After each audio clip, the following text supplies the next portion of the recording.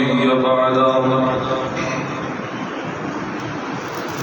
أما بعد فأعوذ بالله من الشيطان الرجيم. بسم الله الرحمن الرحيم.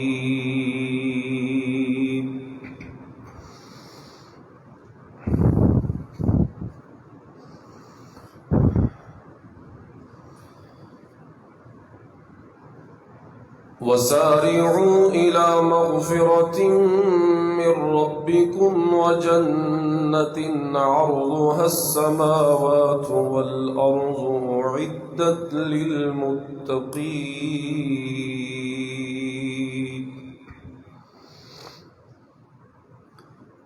الذين ينفقون في السراء والضراء والكاظمين الغيظ والعافين عن الناس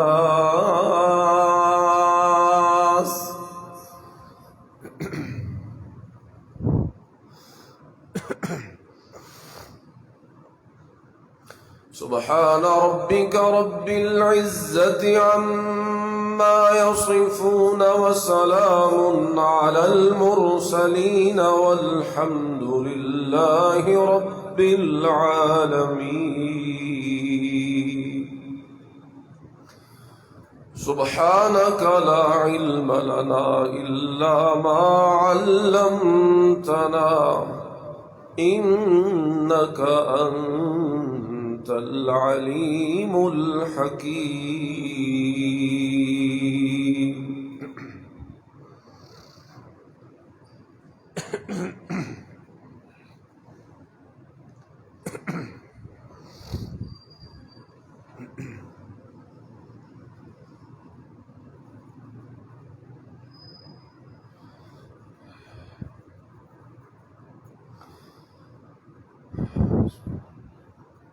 معزز دوستو،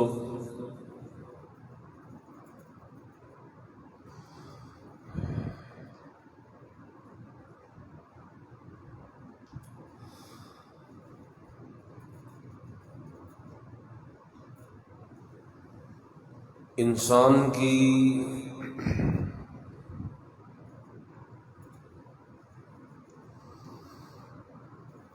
ایک انفرادی اور امتیازی خوبی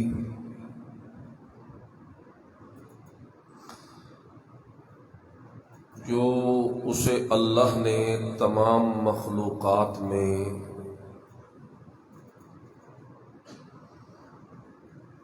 عطا فرمائی ہے،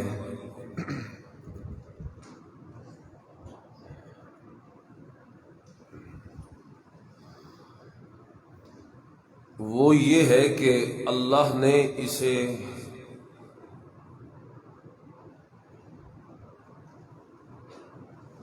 خلق کے اعتبار سے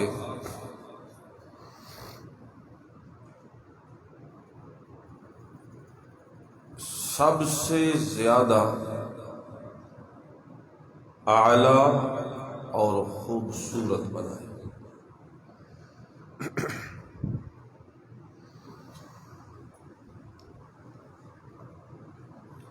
خلق کہتے ہیں انسان کے جسم کی پیدائش کو، تخلیق کو، بنانا.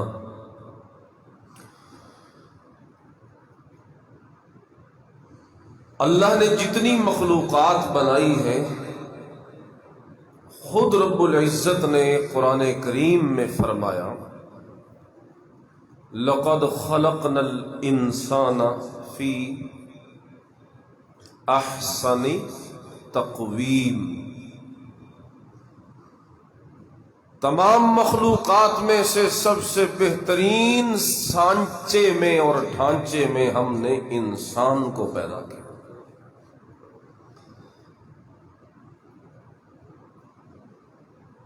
حتیٰ کہ اس کی پیدائش کا جب اللہ ذکر کرتے ہیں قرآن میں تو رب العزت اس سارے مرحلے کو بیان کرنے کے بعد اخیر میں فرماتے ہیں فتبارک اللہ احسن الخالقین. اتنا خوبصورت بنانے والا، اتنا بہترین بنانے والا تبارک اللہ، پھر وہ اللہ بھی بڑی برکتوں والا.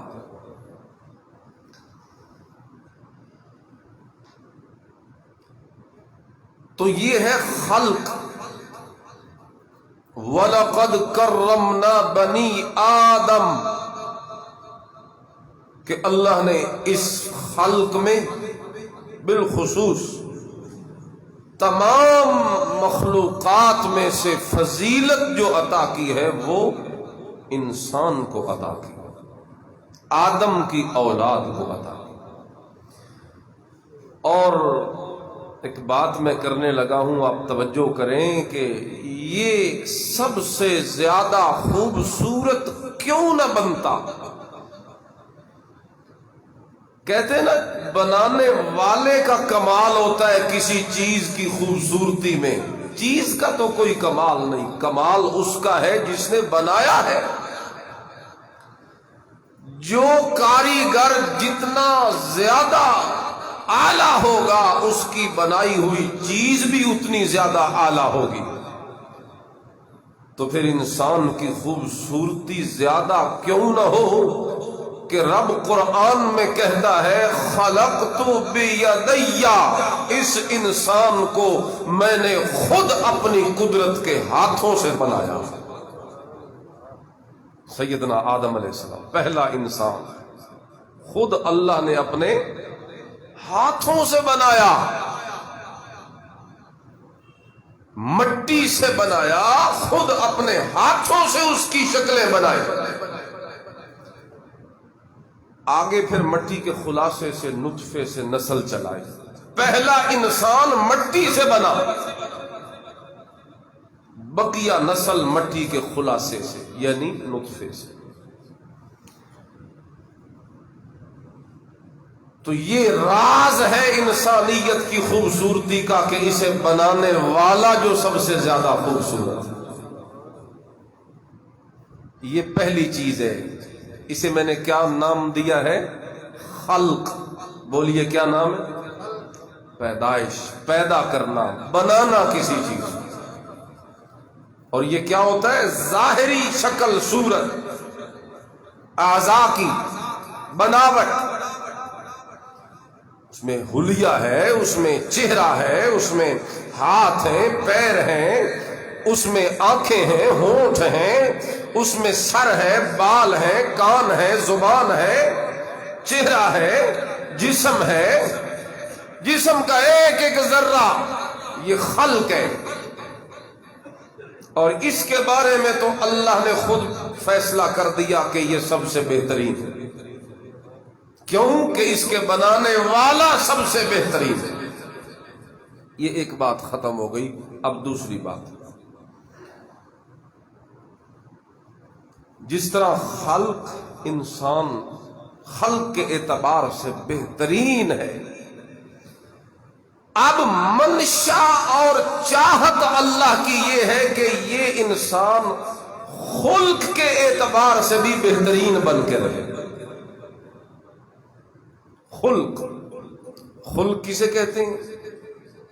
سیرت کو، کردار کو، اچھی عادات کو، اچھی صفات کو. خلق اچھی صورت اور خلق اچھی سیرت.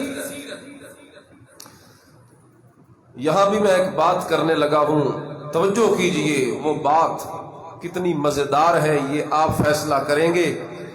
میں نے کہا تھا اس کے خلق، اس کا خلق سب سے اعلیٰ اس لیے بنا کہ اس کا بنانے والا خود اللہ تھا. اب دوسری بات یہ عرض کرنا چاہتا ہوں کہ خلق میں بھی اسے بہترین بنانے کے لیے رب نے جو انتظام کیا ہے نا، وہ بھی اتنے کمال کا انتظام کیا، بالخصوص امت محمدیہ کے لیے۔ فرمایا تمہاری خلق اللہ کے ہاتھوں سے بہترین بنی ہے، اور تم کتنے خوش قسمت ہو کہ تمہارے خلق نبی کریم کے ہاتھوں سے بہترین بنے۔ صلی اللہ وَإِنَّكَ لَعَلَىٰ خُلُقٍ۔ اب سمجھ آ رہا ہے آپ کو خلق کا لفظ؟ یہ سیرت ہے، یہ کردار ہے۔ فرمایا اِنَّكَ لَعَلَىٰ خُلُقٍ عَظِيمٍ، اے امت محمدیہ والو تمہیں مبارک ہو وہ نبی، تمہیں میں نے نبی بھی وہ عطا کیا ہے کہ جس کے خلق کا مقابلہ بھی دنیا میں ہو نہیں سکتا۔ وہ نبی اخلاق عظیمہ کے مرتبے پہ فائز ہے، اور تم اس کی امت ہو، لہذا خلق تمہارا میں نے بہترین بنایا ہے، خلق تم میرے نبی کریم سے سیکھ سیکھ کر بہترین بنا دے۔ خلق اور خلق اس کی جو اس کا حسین امتزاج ہے۔ خلق اور خلق جب آپس میں ملتے ہیں تو انسان بھی کہلاتا ہے اور مسلمان بھی کہلاتا ہے۔ خالق صرف اچھا ہو تو انسان تو ہے، مسلمان نہیں۔ مسلمان تب بنتا ہے جب اپنے خلق بھی اپنے بہترین کر لے، اچھے کر لے۔ اسی سے متعلق دو چار باتیں عرض کرنی ہیں۔ خلق میں ہو گئے نا یہ ظاہری اعضاء، ہاتھ پیر جسم کے سارے اعضاء، ناک کان ہونٹ چہرہ۔ خلق میں کیا ہے؟ چار قوتیں ہوتی ہیں خلق میں۔ ایک ہوتی ہے قوت علم، ایک ہے قوت غضب، ایک ہے قوت شہوت، اور ایک ہے قوت عدل۔ ان چاروں قوتوں کو کنٹرول رکھ کے چلنا، قابو میں کر کے چلنا، اعتدال کی راہ پہ چلانا، نہ بہت آگے نکلنا نہ بہت پیچھے رہ جانا، غلو سے بچ کر، افراط و تفریط سے بچ کر اعتدال کی چال چلنا، ان چاروں چیزوں میں یہ خلق کے اعتبار سے بھی انسان کو اعلیٰ بنا دے۔ علم والی قوت مضبوط کرے، کیونکہ علم کے بغیر انسان نہیں۔ الرحمن علم القرآن خلق الانسان علمہ البیان۔ ادھر دیکھیے، رحمان اللہ کی وصف، اللہ کی صفت، کیا فرمایا؟ رحمان علم القرآن۔ رحمان وہ ہے جس نے قرآن سکھایا، خلق الانسان اور انسان بنایا۔ ہونا تو یہ چاہیے تھا الرحمن خلق الانسان علم القرآن، کہ رحمان نے پہلے انسان بنایا پھر قرآن سکھایا۔ ترتیب بھی یہی ہے کہ پہلے بنتا ہے، بندہ پیدا ہوتا ہے، پڑھتا لکھتا تو بعد میں ہے، لیکن اللہ نے علم کو مقدم کیا، تخلیق کو مؤخر کیا۔ اللہ اشارہ یہ دینا چاہتے ہیں الرحمن علم القرآن خلق الانسان، اصل در حقیقت انسان بنے گئی ہوئی جو قرآن کا علم حاصل کرے۔ تو قوت علم مضبوط کرے۔ اور آپ کو پتہ ہے طلب العلم فریضۃ علی کل مسلم و مسلمہ، ضروری باتیں، حلال حرام کی، جائز ناجائز کی، پاک ناپاک کی، یہ ضروری علم جو ہے اس کا حاصل کرنا ہر مسلمان مرد و عورت پر فرض ہے۔ جس طرح نماز فرض ہے، اسی طرح ضروری علم شریعت کا حاصل کرنا یہ بھی ہمارے اوپر کیا ہے؟ فرض ہے۔ علم تو عظمت دیتا ہے، علم تو بلند کرتا ہے انسان کو۔ آپ دیکھتے نہیں سیدنا یوسف علیہ السلام بھائیوں نے حسد کیا، واقعہ آپ کے ذہن میں آپ سنتے رہتے ہیں. ایک بات میں صرف، بھائیوں نے حسد کیا، باپ کی جھولی سے اٹھا کے کنویں میں ڈال دیا. کنویں سے قافلے والوں نے نکالا، انہوں نے چھپا لیا.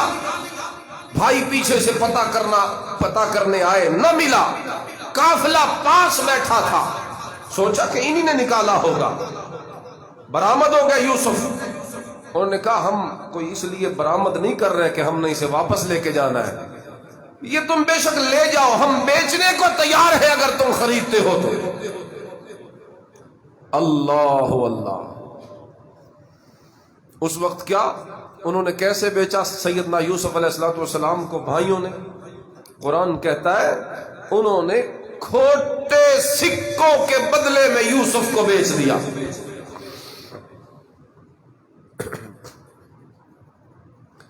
کھوٹے سکوں کے بدلے، جو چلتے بھی نہیں تھے، جو لگتے بھی نہیں تھے. لیکن یہی یوسف جب اللہ نے علم دے دیا، وَلَمَّا بَلَغَ أَشُدَّهُ آتَيْنَاهُ حُكْمًا وَعِلْمًا. جوانی چڑھا یوسف، اللہ فرماتے ہیں آتَيْنَاهُ حُكْمًا وَعِلْمًا. ہم نے اپنے نبی کو خلق کے بہترین ہونے کے ساتھ ساتھ خلق میں بھی بہترین کر دیا، کیونکہ خلق میں تو یوسف کی مثال نہیں ملتی تھی. اوتی شطرا من الحسن. رسول اکرم صلی اللہ علیہ وسلم نے فرمایا، میں معراج کی رات جس وقت اللہ سے ملاقات کے لیے گیا تھا، رستے میں آسمانوں پہ اللہ نے نبیوں سے بھی میری ملاقات کروائی. جس وقت میں نے یوسف علیہ السلام کو آسمانوں پہ دیکھا، میں اس کے حسن کو دیکھ کے حیران رہ گیا. جس کے حسن کو دیکھ کے آمنہ کا لال بھی حیران رہ جائے، اندازہ لگاؤ وہ کتنا حسن ہوگا. لیکن جتنے تک حسن ہے، بچپنے میں تو الٹا زیادہ ہوتا ہے حسن. بچے تو زیادہ خوبصورت لگتے ہیں، لیکن صرف حسن ہے، صرف خلق ہے تو قیمت کیا لگی؟ کھوٹے سکے. کھوٹے سکوں میں انہیں بیچ دیا بھائیوں نے. لیکن یہی یوسف جس وقت اللہ نے خلق میں اسے اعلیٰ کر دیا، آتینا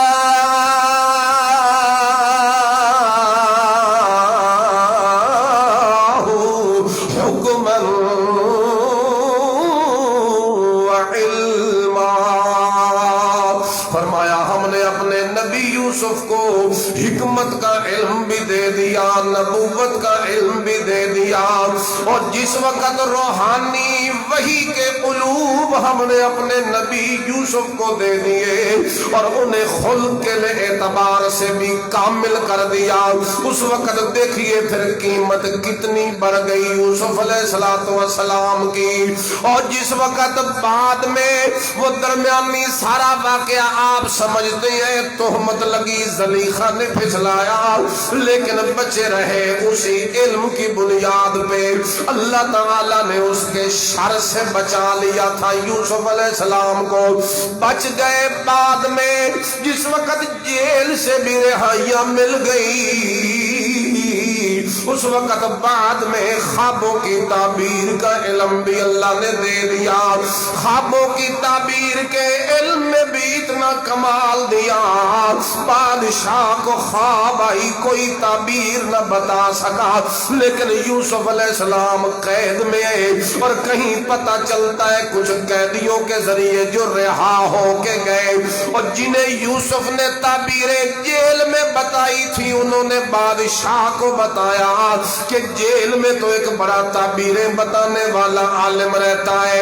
اس وقت جیل سے نکال کے جس وقت بادشاہ کے پاس لایا گیا، تعبیر بتائی بادشاہ کے خواب کی، حیران ہو گئی ساری خلقت کہ ایسی بہترین تعبیر بتائی، تعبیر بھی بتائی، تدبیر بھی بتائی. اس موقع پہ جس وقت بالکل اسی طریقے سے ہونے لگا جیسی تعبیر ویسا نتیجہ جب پایا تو اس وقت وہ کہنے لگے مجبور ہو گئے اور حضرت یوسف کے سامنے مغلوب ہو گئے، کہنے لگے تیرے جیسے بندے کو جیل میں رکھنا یہ ہماری بدبختی تھی، ہم نے تیری قدر نہیں کی ورنہ تو بڑے اونچے کمالات کا مالک ہے۔ اس موقع پہ جب علم دنیا میں واضح ہوا یوسف علیہ السلام کا، اب دیکھیے قیمت کیا لگی ہے۔ جب صرف خلق تھا، صرف حسن تھا تو قیمت کھوٹے سکوں میں لگی تھی، اب جس وقت خلق آ گیا، علم آ گیا، اب قیمت کیا لگی ہے۔ اس موقع پہ یوسف علیہ السلام کہتے ہیں اجعلنی علی خزائن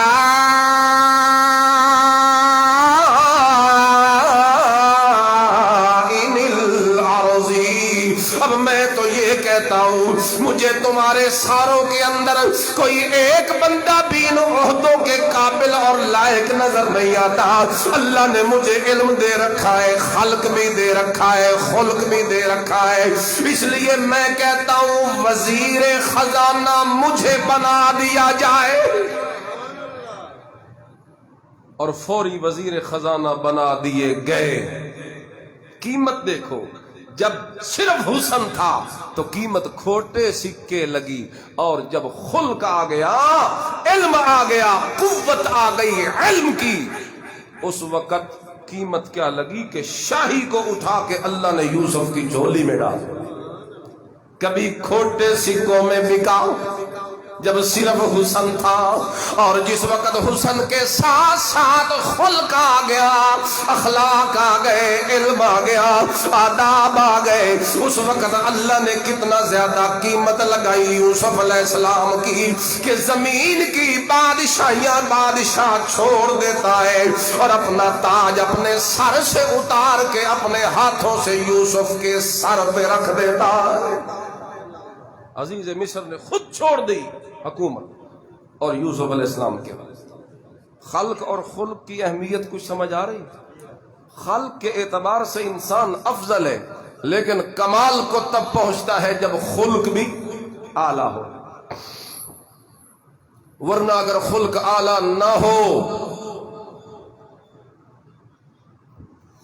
خلق اعلیٰ نہ ہو تو یہ خوبصورت انسان جانوروں سے بھی بدتر ہو جاتا ہے، یہ گر جاتا ہے۔ وہیں جہاں سورۃ التین میں کہا کہ لقد خلقنا الانسان فی احسن تقویم، آگے کیا کہا؟ ثم رددناہ اسفل سافلین، اور نچلے طبقوں میں بھی پھر ہم نے اسے ڈال دیا۔ کیا مطلب؟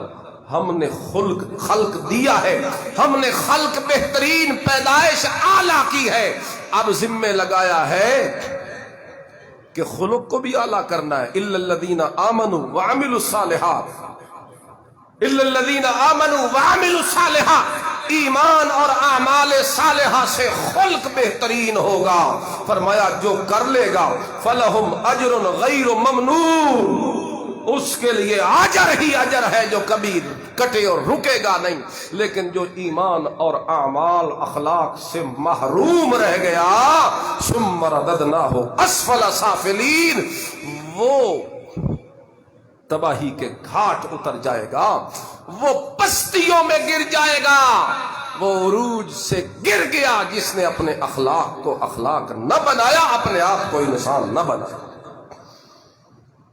تو اس لیے خلق اعلیٰ ہے، خلق ہم نے اعلیٰ کرنا ہے۔ کیسے کرنا ہے؟ 4 طاقتیں ہیں، ان چاروں طاقتوں کو مضبوط کیجئے۔ قوت علم، علم حاصل کیجئے، علم کے بغیر انسان کچھ نہیں ہے، علم میں مضبوط ہو جائے۔ قوت غضب، یہ جو انسان میں اللہ نے دوسری قوت رکھی ہے غضب والی، غصے والی، اسے بھی کنٹرول کرے، یہ تب انسان رہتا ہے، خلق بنتے ہیں اس سے۔ قوت غضب اللہ نے انسان میں رکھی، تیسری قوت، قوت شہوت، یہ بھی اللہ نے خواہشات، یہ بھی اللہ نے اندر رکھ دی ہے طاقتیں، ان طاقتوں کو بھی اعتدال میں لے کے آئے، جہاں پہ ان کے خرچ کرنے کا حکم ہے وہیں خرچ کرے، آگے بھی نہ نکلے پیچھے بھی نہ رہ جائے۔ قوت عدل، ایک عدل پہ کام، ظالم ظلم نہ کرے اللہ۔ چنانچہ قوت علم، علم کے ذریعے اخلاق مضبوط ہوتے ہیں، اور دوسری چیز قوت غضب، اس غضب اور غصے کی طاقت کو کنٹرول کرنا بھی انسان کے اخلاق کو چمکاتا ہے۔ میں دو باتیں اس پہ عرض کرتا ہوں، اس غضب پہ، غصے پہ دو باتیں عرض کرتا ہوں، توجہ سے سننی ہے آپ نے، یہ بیماری بڑی عام ہے۔ رکھا تو اللہ نے ہے انسان کی فطرت میں، یہی وجہ ہے کہ جہاں قرآن میں حکم دیا نا غصے کے متعلق، تو یہ نہیں کہا العادمین الغیظ، غصے کو ختم کر دو، یہ فضیلت ان کے لیے ہے جو غصے کو معدوم کر دیتے ہیں، ختم ہو ہی نہیں سکتا، یہ فطرت میں اللہ نے رکھا۔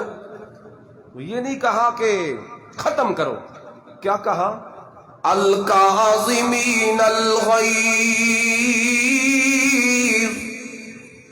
غصے کے معاملے میں حکم یہ دیا جا رہا ہے کہ کنٹرول کرو غصہ۔ الکاظمین، غصہ پی جاؤ، غصے کو کنٹرول کرو، کیونکہ اس سے پچھلی آیت میں فرمایا سارعوا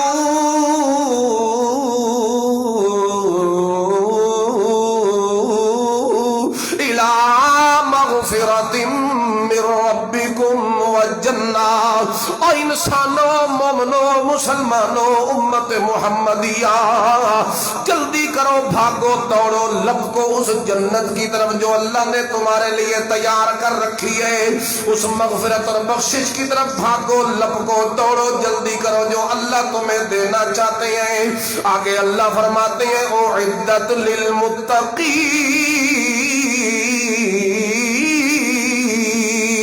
یہ ان کے لیے ہے جو متقی ہے۔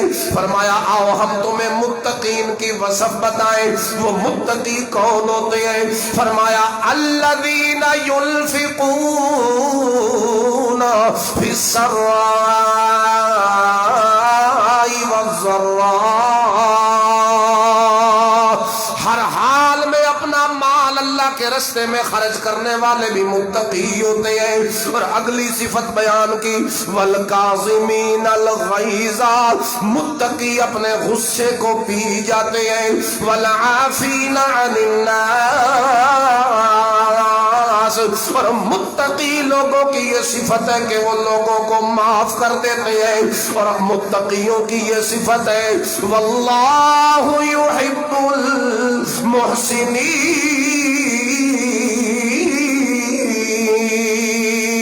احسان کرنے والے ہوتے ہیں، غصے کو بھی پی جاتے ہیں، معاف بھی کر دیتے ہیں اور احسان بھی کر دیتے ہیں۔ تو یہ متقین کی ایک صفت ہے غصے کو کنٹرول کرنا۔ تو اللہ نے غصہ رکھا ہے، فطرت میں ہے، یہ نہیں کہا کہ غصے کو ختم کون کر سکتا ہے، ختم ہو ہی نہیں سکتا۔ ہمارا کام کیا ہے؟ غصے کو کنٹرول کرنا، قابو میں رکھنا۔ امام غزالی رحمہ اللہ نے ایک جگہ پہ لکھا ہے ہاں کہ غصہ جو ہے نا یہ سدھارے ہوئے، سکھائے ہوئے کتے کی طرح ہونا چاہیے۔ غصہ یہ سکھائے ہوئے، سدھارے ہوئے کتے کی طرح اس کی مثال ہے۔ جس نے سدھار لیا اور سکھا لیا وہ اس سے فائدہ حاصل کرے گا، اور جس نے اسے نہ سدھارا اور نہ سکھایا وہ بولا کتا ہو جائے گا۔ غصہ اسے پاگل کر دے گا، غصہ عقل کو کھا جائے گا، غصہ ایمان تباہ کر دے گا، کیونکہ حدیث میں آتا ہے ان الغضب لا یفسد الایمان کہ یہ جو غصہ ہے یہ ایمان کو اسی طرح تباہ کر دیتا ہے، بگاڑ دیتا ہے، کما یفسد الصبر العسل، جس طرح ایلوا، یہ ایک کوئی بوٹی ہے، بڑی کڑوی بوٹی ہے، حکما جانتے ہیں ایلوا، یہ جس طرح شہد کو برباد کر دیتی ہے اسی طرح غصہ انسان کے ایمان کو برباد کر دیتا ہے۔ کہتے ہیں یہ اتنی کڑوی جڑی بوٹی ہوتی ہے، یہ صبر جسے کہتے ہیں عربی میں، اور ایلوا ہماری بولی میں اسے کہتے ہیں، یہ اتنی کڑوی جڑی بوٹی ہوتی ہے، کہتے ہیں منو شہد کے اندر اگر ایک ذرہ سا بھی اس کا ڈال دیا جائے تو منو شہد بھی کڑوا ہوگا، اتنی سخت کوئی کڑوی چیز ہوتی ہے۔ فرمایا جس طرح یہ شہد کو تباہ کر دیتی ہے اسی طرح غصہ تمہارے ایمان کو بھی۔ اب مومنو، ایمان ایمان ایمان ایمان کی جب بات کرتے ہو تو تمہارے منہ میں سوائے اس کے اور کچھ نہیں ہوتا۔ اللہ الہ، اللہ مالک، اللہ خالق، اللہ مشکل کشا، اللہ داتا، اللہ گنج بخش، اللہ غوث اعظم، اللہ دھیاں پتر دین والا، تم اسی کو صرف ایمان سمجھتے ہو۔ اور ایمان کی میرے نبی نے فرمایا تھا 70 سے زیادہ شاخیں ہیں، افضلھا قول لا الہ الا اللہ، یہ بہترین، بالکل ٹھیک ہے یہ بات کہ سب سے افضل شعبہ ایمان کا تو لا الہ الا اللہ ہی ہے، لیکن اس سے نیچے 70 سے زیادہ شعبے ہیں، انہوں نے فکر کس کرنا؟ ہم نے صرف اس ایک افضل شعبے کو لیا اور نچلے سارے چھوڑ دیے۔ میرے نبی نے فرمایا ادناہا اماطۃ الاذی عن الطریق، ایمان کا سب سے ادنا شعبہ یہ ہے کہ راہ چلتے ہوئے تکلیف دہ چیز کو رستے سے ہٹا دینا۔ راہ چل دیا اسی کنڈا چاہ کے سائڈ تے کر دیتا، وٹا چاہ کے سائڈ تے کر دیتا، یہ کام بھی میرے نبی نے فرمایا ایمان کی وجہ سے ہوتا ہے، یہ بھی ایمان دا حصہ۔ تو ایمان تو یہاں تک آپ پہنچا ہے کہ آپ رستے سے کوئی چیز ہٹاتے ہیں تو تعلق ایمان سے ہے، یعنی اگر آپ یہ کرتے ہیں تو آپ مومن ہیں، اور اگر آپ کو ان چیزوں کی کوئی پرواہ نہیں تو آپ کا ایمان پورا۔ مطلب تو یہ ہے کہ ایمان مکمل کرنا ہے تو صرف لا الہ الا اللہ سے تو آغاز ہو گیا، اب شروع کرو بسم اللہ پڑھ کے، یہ جو سارے شعبے ہیں ایمان کے ان کو پیدا کر۔ تو غصہ انسان کی عقل کو بھی کھا جاتا ہے اور ایمان کو بھی تباہ کر دیتا ہے۔ اور یہ آتا کیوں ہے بھلا؟ غصہ کیوں آتا ہے؟ ویسے دیکھا جائے نا اگر تو نچوڑ نکالا جائے بات کا تو 3 وجوہات ہیں غصے کے آنے کی۔ ایک کمزوری، آپ نے دیکھا ہے مردوں سے کمزور عورتیں ہوتی ہیں، غصہ ان میں زیادہ ہوتا ہے۔ آپ نے دیکھا ہے صحت مند اور بیمار بندے میں سے غصہ زیادہ کس کو آتا ہے؟ بیمار کو۔ تو غصے کا ایک سبب کمزوری ہے، کمزوری کی وجہ سے غصہ آتا ہے، لیکن غصے کو کنٹرول کرنا یہ بڑی بہادری ہے، یہ ہے اصل بہادری۔ قال النبی صلی اللہ علیہ وسلم لیس الشدید بالسرعہ انما الشدید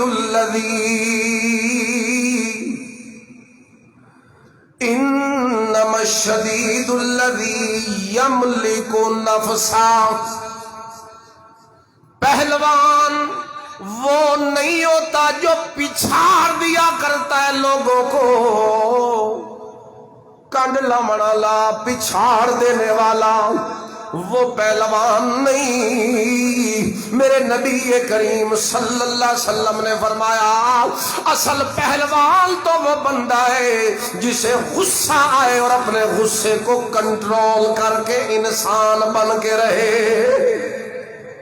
فرمایا یہ اصل پہلوان ہے جو غصے کو کنٹرول کر دے۔ شیخ سعدی نے گلستان میں ایک حکایت لکھی ہے، ایک بندہ بڑا پہلوان تھا لیکن غصے سے پاگل ہوا جا رہا تھا۔ کسی بزرگ نے اسے دیکھا تو اس سے پوچھا تجھے غصہ، کسی سے پوچھا کہ یہ کیوں غصے میں ہے، تو کسی بتانے والے نے بتایا غصے میں اس لیے ہے کہ کسی بندے نے اسے کوئی ایسی بات کر دی ہے جو اسے برداشت نہیں تھی، تو لہٰذا یہ پاگل ہوا جا رہا ہے۔ تو اس موقع پہ شیخ سعدی نے فرمایا تھا، شیخ سعدی نے بھی یہی حدیث کی گویا تشریح کرتے ہوئے حکایت سمجھائی ہے کہ یہ پھر کیا پہلوان ہوا جو لوگوں کو تو بڑا پچھاڑتا ہے لیکن اپنے غصے کو پچھاڑ نہیں سکتا۔ فرمایا اصل پہلوان وہ ہے جو لوگوں کو نہ پچھاڑے، غصے کو پچھاڑے۔ غصے پہ کنٹرول جو کرتا ہے وہ پہلوان ہے، اور جو نہیں کرتا وہ کوئی پہلوان ہے۔ اللہ تو کمزوری کی وجہ سے غصہ آتا ہے، لیکن طاقتور بنیے، یہ طاقت پیدا کیجیے اپنے اندر، کیونکہ میرے نبی کریم نے فرمایا کہ غصہ اللہ اکبر کبیرہ یہ ایمان کو تباہ کرتا ہے۔ اس لیے اپنے ایمان کی فکر کیجئے، کمزور نہ بنیے، طاقتور بنیے، اور طاقت کا اظہار اس طریقے سے کیجئے، آگے کمزور کھڑا ہو تو فوری طور پہ اپنے غصے پہ کنٹرول کر لیجئے۔ اور جس طرح بہادر شاہ ظفر نے بھی کہا تھا، ظفر آدمی اسے نہ جانیے گا ہاں کیسے ہو صاحب فہم و ذکا، جسے عیش میں یاد خدا نہ رہی، جسے تیش میں خوف خدا نہ رہا۔ ایسا بندہ کوئی بندہ نہیں ہوتا جو عیش میں آئے اللہ کو بھول جائے اور تیش میں آئے تو انسانیت کو بھول جائے۔ ایسا بندہ انسان کہلانے کے لائق ہے۔ اس لیے خلق کو بہترین کیجئے، خلق کو اچھا کیجئے۔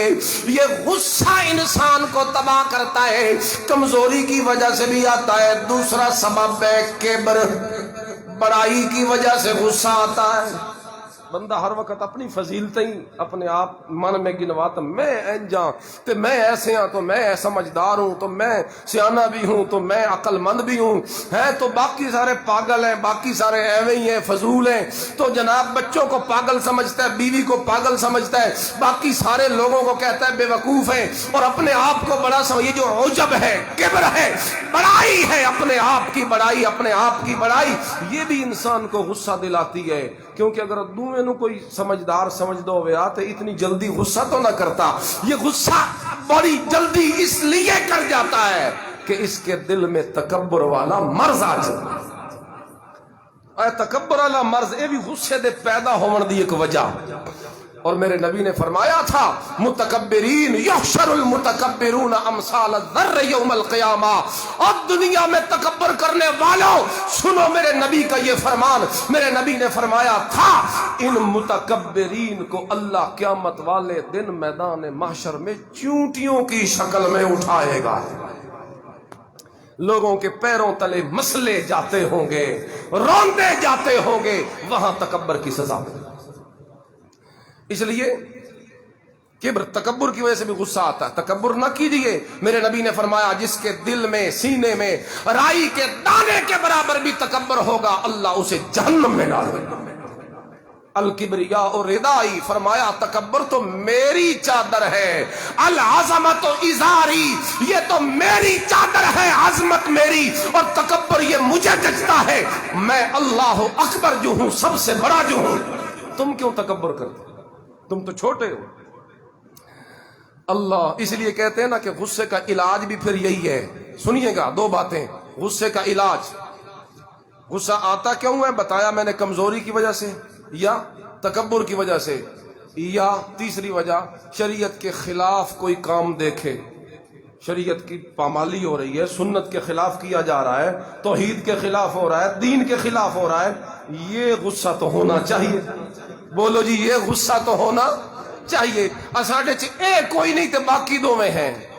ہم اپنے گھروں میں اپنے بیوی بچوں کو، رشتہ داروں کو، محلے داروں کو، اپنی محفل میں، اپنی کمپنی میں دیکھتے ہیں اللہ کے، اس کے رسول کے احکام کو پامال کرتے اور توڑتے رہتے ہیں، لیکن مجال ہے جو ہم کبھی کسی کو روکیں، مجال ہے جو ہمیں کوئی برائی بری لگے، ہم گناہ پروف ہو چکے ہیں۔ یہ غصہ جو ہونا چاہیے یہ نہیں، اور جو نہیں ہونے چاہیے وہ ہمارے اندر بڑے زیادہ۔ تو یہ اس کے سبب ہے۔ علاج کیا ہے؟ علاج ایک تو اس کا علمی علاج ہے، کچھ عملی ہے، کچھ کرنے کے کام ہے، اور کچھ ایک علمی ہے.